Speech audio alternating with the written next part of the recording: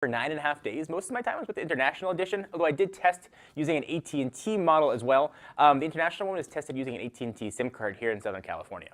Todd Hazelton, who wrote the written portion of the review. If you want more detail on anything I'm talking about, hit the link down below to go check that out. Let's jump right in with call quality. It's always how we start my reviews. Especially when you're dealing with a metal phone, be a bit of worry that maybe antennas aren't going to work so well, you're holding the phone wrong, for example. No issues at all with call quality. Again, tested with AT&T's network in Southern California, so your results might vary, but no drop calls at all. Call quality is absolutely awesome. Call quality on the new HTC One is as good, if not better, than the last generation, which is to say, it's pretty baller. All right, so for this review, I'm going to break it down into 6 categories that I think are going to cover the most salient points for the majority of consumers looking to pick the sucker up. We're going to talk about design, software, screen, camera, performance, and intangibles. Obviously, there are a ton more we could talk about, but I think those 6 can best sum up a phone. So I'm going to give you guys a quick spec refresh in case you forgot what's packed inside of this tiny little body. It's a 5-inch screen, 1920 by 1080. If you could do quick math, it's a 441 ppi. Protecting it is a Corning Gorilla Glass 3. Powering it is a 2.3 gigahertz, pretty beastly Snapdragon 801 processor. Though if you're in Asia, that'll be bumped up to 2.5 gigahertz. 2 gigs of RAM, either 16 or 32 gigs. Now has expandable storage up to 128. On the back, we'll talk a lot about this. The duo camera of HTC's 4 ultra-pixel camera. On the front is a 5-megapixel wide-angle lens, 802.11 AB, G, and AC at 2.4 and 5 gigahertz, 2600 milliamp hour battery, NFC, and available in a few colors: gunmetal gray, glacier silver, and amber gold. Now, with all that out of the way, let's finally jump into the review. Let's start with design. I think HTC has some of the best designs for flagships in the industry. Their build quality matches Nokia and Apple, and that's some seriously lofty praise. The design of the original HTC One is classic. Cold metal, gently rounded edges, industrial feel, great display, amazing speakers, all made for a phone that felt really good in the hand. The One M8 is an evolution of that design, and that's not half bad. It's got 20% more metal. They act as a plastic ring around the outside of it, making the aluminum now wrap around the edges. The result is exquisite, if not a bit slippery. I think some sort of texture would have really helped. I haven't dropped the phone yet, but I definitely feel like I could very, very soon. I wasn't a big fan of the power button on the original. It felt small and kind of hard to depress. HTC fixed that on the M8, making it bigger and way easier to find blindly with your finger, like this. The larger screen size make it look a bit more rectangular, but the rounded edges, make it look, if you traced it, very much like a galaxy. There's a theme here with the phone. The original HTC One felt good. This one feels better. Virtually everything over the original HTC One or M7 is improved here. The biggest improvement for me, though, I think, is the death of the really, really bad capacitive buttons on the original HTC One. I'm usually a big fan of actual buttons. I've talked about it in future videos, but the odd placement on either side of the HTC logo, coupled with the logo not serving as an actual button, was absolutely maddening. Now we've got actual, honest on-screen buttons, and I know a few of you were concerned they take up too much space on the bottom. That's usually my issue with on-screen buttons, but suffice it to say, it's way better than the alternative that we had on the original. The moral here, though, is that it's one of the best, if not the best, design phones on the market. All right, so next, let's talk about software. So it's no secret HTC is really squarely up against Samsung, particularly the Galaxy S5, in this generation of phones. I think Samsung takes the approach that they'll throw a ton of new features at you and hope there's maybe 1 or 2 or 3 that you really like. I think HTC takes a different approach. They really use features I think they feel that you're going to use the most, and everything else is kind of secondary. And the best thing I can say about Sense 6 is it kind of gets out of its own way without making your experience all about Sense features. They're there when you need them or want them. Blink feed's been improved. You can now allow for feeds for virtually any topic, including, I'm just saying, tech and Techno Buffalo specifically. Just throwing that out there. Arguably the best feature of Blink Feed, though, now is that it can be turned off if you don't want it, not just exiled to a home screen you don't actually use all that often. I will say, though, Blink Feed's kind of a nice little time waster and does work as advertised. So I like a unified inbox, so I rarely use Gmail on Android. I'm usually on K9 or another third-party email app. I think HTC's default email client is actually one of the most elegant options out there. For as much time as I use email, this is really, really important to me. Sense 6 also brought motion controls, ways to open the camera app just by moving the screen in conjunction with how you pick it up. The most useful of which, though, is when you answer a call, you just pick it up, put it to your ear, and it answers it. It's neat, and it works.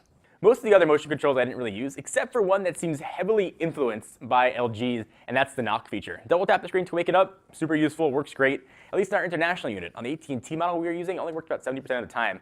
If you don't like that home button placement, again, you don't have to use it, just double tap the screen. Sense 6 is the nicest skin or custom UI out there, hands down. It's definitely an evolution over 5, but a really welcome change. Let's go from software to screen. The screen here is pretty standard 1080 stuff. There's nothing revolutionary, just a beautiful functional screen. For those M7 owners who had a weird tint with kind of a bluish color, there's no such tint here at all on the new HTC One M8. Outdoor visibility, sometimes an issue, is also pretty much improved, but you still need to turn the brightness all the way up to see it, but you will be able to see it. The jump to a 5-inch screen, I think, served the phone very well. Video, games, and text all look awesome. But this day and age, it's kind of harder to find a really bad screen than a good one, so screen's pretty decent and works well on the new HTC One. Next, let's jump into camera. All right, let's just get the big elephant in the room out of the way here, the duo camera on the back. HTC did a really awesome job with the 4-megapixel branded ultra-pixel camera on the original HTC One or M7. The biggest complaint a lot of users had, however, was that it didn't perform that well in really bright light situations. The photos were of such low resolution that you couldn't actually zoom in and crop the photo. HTC tried to address one of those issues this time around, but also ignored the other one completely. Still, it even added more functions though. So the camera is much better in bright light situations, but it's still not perfect, and that's because HTC said it chose a better sensor this time around. Also, the phone autofocus and snaps photos really fast, 0.3 seconds, so you can set off rapid-fire pictures much quicker than before. As for the megapixel count, though, you're still stuck with only 4 megapixels to work with, and that means zooming and cropping still yields crummy photos. I don't care if they call it mega or ultra pixels, still not going to be able to do much with the zooming there. Secondary duo camera lens is capable of pulling in all the depth data on a photo. So the HTC One M8 knows what objects are in the foreground and the background. It can then use that information to blur out photos and add sort of the bokeh effect that you see usually find in DSLRs. So the feature called defocus is not perfect, but it does work better than other phones that have attempted this in the past, like the Xperia's Z1s or Nokia's refocus app. HTC is also touting the smart dual LED flash. It works well, it's really solid. Instead of just blowing out subject with bright light, it adjusts itself to make sure the skin tones and other colors still look accurate. We first saw this tech used on the iPhone 5S and works really well here on the HTC One M8 too. The camera UI is still super fluid and easy to use, but HTC removed the Zoe function from the default app and put it in another setting. That's because the depth camera doesn't really work with Zoe's. If you open the Zoe camera, however, you can still record Zoe's, snap photos, and even record longer videos. You can even pause the video and then resume filming right where you left off. Again though, photos snapped in this mode don't have depth data. It seems silly, but that's just how an sensor works. HTC is going to release a new Zoe app to allow people to collaborate and create multi-user highlight reels, and I can't wait for its launch, though it's not out yet, however, so I can't talk about it. Finally though, the selfie guy, the front-facing camera on the front works really well, and I love the wide-angle aspect HTC put from earlier handsets like the One M7 and the Butterfly. Images are far better too because it shoots 5 megapixels this time around instead of 2 megapixel shots on the previous generation.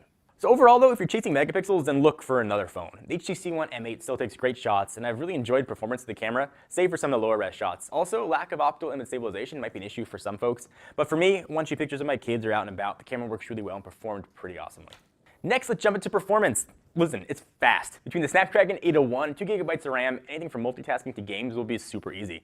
The best thing I can say about the power here is that I never noticed it, which is to say I was never aware of any slowdown. And for me, a phone that gets out of its own way and lets me do what I want to do without sort of slowing down is sort of worth a spot in my pocket. But because I do like to give a quadrant score, I know it's not always the best way to score a phone, but I do use it through all my phones, so it's sort of a constant there. Got a pretty beastly score of 22,500. So yeah, really fast phone. Next, let's jump to intangibles. So I was really worried about battery life. 2600 milliamp hours is not huge. I will say though, HTC did a killer job managing battery. I test pretty much every Android phone I use. With my usage, I'm usually around 30 to 40% by the end of the day. With this one, I was close to 50 to 60%, which is absolutely incredible. And I take my phone off the charger usually around 6:30.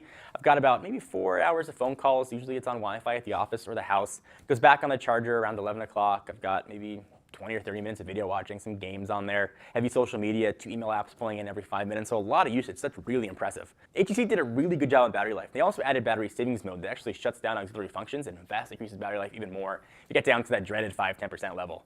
They also listened to consumers and added a micro SD card slot, which for some might be a reason just alone to upgrade. And of course, those killer front-facing speakers, they lost the Beats logo on the back, but they added extra 20% on sound. And I wish I could show you or let you hear what the sound sounds like coming out of this, but it's not going to translate over video into your speakers. But it sounds really good. If you thought the speakers on the original HTC One sounded awesome, these sound even better, and that's saying a lot.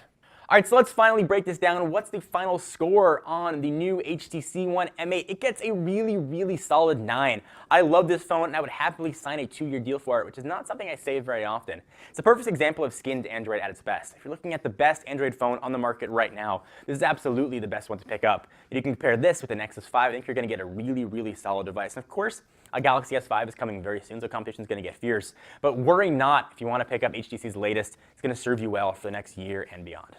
Thank you guys for watching. Hope you enjoyed. Love to hear your thoughts. Leave them in the comments right down below. Please give the video a thumbs up. We always appreciate it. Of course, check us out at technobuffalo.com for the latest and greatest tech news. And again, if you want to see Todd's full written review that goes into more detail, link to that is going to be right down below. Bye-bye. What's up, everyone? Thank you for watching that video. If you want to see more of the latest and greatest tech news, you can subscribe to our main Techno Buffalo channel by clicking the button right down below in my pants region, or click on the buttons to your right to see more videos.